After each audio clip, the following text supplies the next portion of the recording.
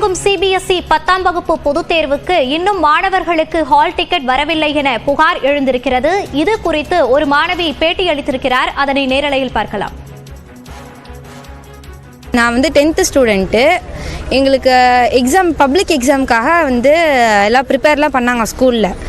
நாங்கள் எக்ஸாம் எழுத போகிறோங்கிற ஒரு நம்பிக்கையோடு தான் இருந்தோம். இப்போ திடீர்னு சொல்கிறாங்க உங்களுக்கு ஹால் டிக்கெட்டை ஹோல்ட் பண்ணிட்டாங்க, உங்களால் எக்ஸாம் எழுத முடியாது அப்படின்னு எங்களுக்கு நேற்று நைட்டு தான் எங்களுக்கு நியூஸ் கிடச்சிது. இதுக்கு ஒரு வாரத்துக்கு முன்னாடி ஹால் டிக்கெட் ரிலீஸ் பண்ணப்போ நாங்கள் போய் கேட்டோம், ஹால் டிக்கெட் எங்களுக்கு எல்லாருக்கும் வந்துருச்சா அப்படின்னு. அப்போ கேட்டப்போ சொன்னாங்க உங்களுக்கு ஹால் டிக்கெட் எல்லாருக்கும் வந்துருச்சு. இது குறித்த கூடுதல் விவரங்களோடு இணைகிறார் நமது செய்தியாளர் குருநாதன். குருநாதன், தற்போது எதற்காக மாணவர்களுக்கு ஹால் டிக்கெட் ஆனது வழங்காமல் முடுக்கிவிடப்பட்டுள்ளது? விவரங்கள்.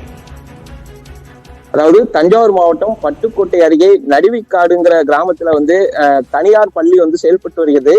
இந்த பள்ளியில் 10ஆம் வகுப்பு மாணவர்கள் 19 பேர் சிபிஎஸ்இ பாடத்திட்டத்தில் படித்து வந்துள்ளனர். இவர்களுக்கு நாளை 10ஆம் வகுப்பு பொதுத் தேர்வு தொடங்கப்பட உள்ள நிலையில் நேற்று வரைக்குமே ஹால் டிக்கெட் பள்ளி நிர்வாகத்தால் கொடுக்கப்படவில்லை என கூறப்படுகிறது. ஹால் டிக்கெட் குறித்து மாணவர்கள் கேட்ட போது உங்களுக்கு வந்து கொண்டு இருக்கிறது, கொடுத்து விடுவோம் என நேற்று வரையுமே தெரிவித்துள்ளனர். ஆனால் நேற்று மாலை பள்ளி மீது வழக்கு தொடர்ந்துபட்டுள்ளதாகவும் அதனால் உங்களது ஹால் டிக்கெட் முடக்கப்பட்டு விட்டது, எனவே நீங்க இந்த வருடம் தனி தேர்வாளராக தான் தேர்வு எழுத முடியும் என மாணவர்கிட்ட பள்ளி நிர்வாகம் கூறியுள்ளனர். இதை கேட்ட பள்ளி மாணவர்கள் பெற்றோருக்கு தகவல் தெரிவித்துள்ளனர். இதனால் அதிர்ச்சி அடைந்த பெற்றோர்கள் நேற்று போய் பள்ளி நிர்வாகத்திடமும் என்ன விவரம் என்று கேட்டுள்ளனர்.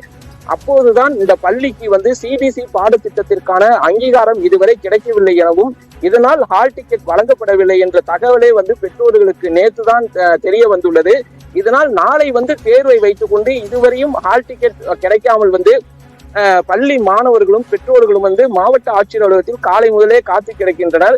அதாவது நாளைக்கு தங்களுடைய மாணவர்கள் பிள்ளைகளும் 10ஆம் வகுப்பு பொதுத் தேர்வை எழுதுவார்களா என்ற ஒரு அச்சத்தில் அவர்கள் இருக்கிறார்கள்.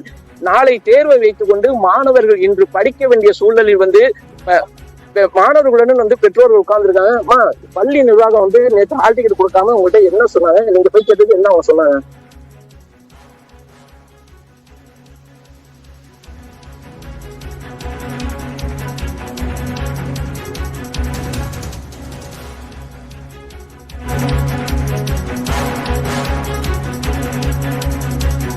பள்ளியின் மீது வழக்கு உள்ளதால் 19 மாணவர்களின் ஹால் டிக்கெட் முடக்கம் செய்யப்பட்டிருப்பதாக தகவல் வெளியாகியுள்ளது.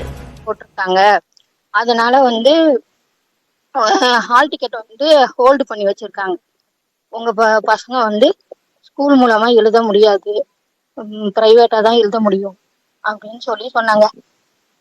ஆக்சுவலா அவங்க பிரைவேட்டா எழுத முடியுங்கிறது கூட இப்ப காலையில சொன்ன விஷயம்தான்.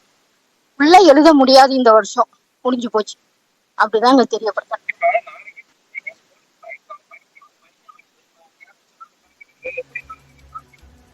அதாவது ஏற்கனவே பிள்ளைங்க ஹார்ட் ஒர்க் பண்ணிட்டு தான் இருக்காங்க, ஸ்கூல் போயிட்டு தான் இருக்காங்க. இப்போ இந்த நாளை நாளை மிஸ் பண்ணிட்டோம்னா 1 இயர் நாங்க வேஸ்ட் ஆயிடும். பிள்ளைங்க ஹார்ட் ஒர்க் பண்ணுது, நாங்களும் ஹார்ட் ஒர்க் பண்ணிருக்கோம். இதுல ஸ்பெஷல் கிளாஸ்ங்கிற முறையில 6 மணி வரையும் ஸ்டடி கொடுத்துருக்காங்க பிள்ளைங்க. ஏன்னா அவங்க படிச்சுட்டு தான் இருக்காங்க. நீங்க ஹெல்ப் பண்ணீங்கன்னா, இந்த செய்தியை நீங்க மக்களுக்கு கொண்டு போனீங்கன்னா பிள்ளைங்க நாளைக்கு எக்ஸாம் எழுதுறதுக்கு ரெடி எழுதணும். கண்டிப்பா எழுதணும். அது 1 இயர் வேஸ்ட் ஆயிரும், ஹார்ட் ஒர்க் வேஸ்ட் ஆயிரும். ஹார்ட் ஒர்க் வேஸ்ட் ஆயிரும் பிள்ளைங்க. இன்னும் 1 இயர் வெயிட் பண்ண முடியாது, அடுத்து போகணும். ஏன்னா அதாவது நாளை தேர்வை வைத்துக் கொண்டு இதுவரையும் மாணவர்கள் தேர்வு எழுதுவோமா மாட்டோமா என்ற கலக்கத்தில் படிக்காமல் இங்க ஆட்சியர் அலுவலகத்தில் காத்து கிடக்கின்றனர். அதாவது ஆட்சியர் உடனடியாக ஒரு நல்ல முடிவு எடுக்க வேண்டும். நாளைக்கு அந்த 19 மாணவர்களும் தேர்வு எழுத வேண்டும். ஒருவேளை அவர்கள் தேர்வு எழுதவில்லை என்றால் அவர்களுடைய ஒருவருடைய வாழ்க்கை வீணாக போகும் என்பதுதான் பெற்றோர்களின் ஒட்டுமொத்த கவலையாக உள்ளது. மோனிஷா, விவரங்களை பதிவு செய்தமைக்கு நன்றி குருநாதன்.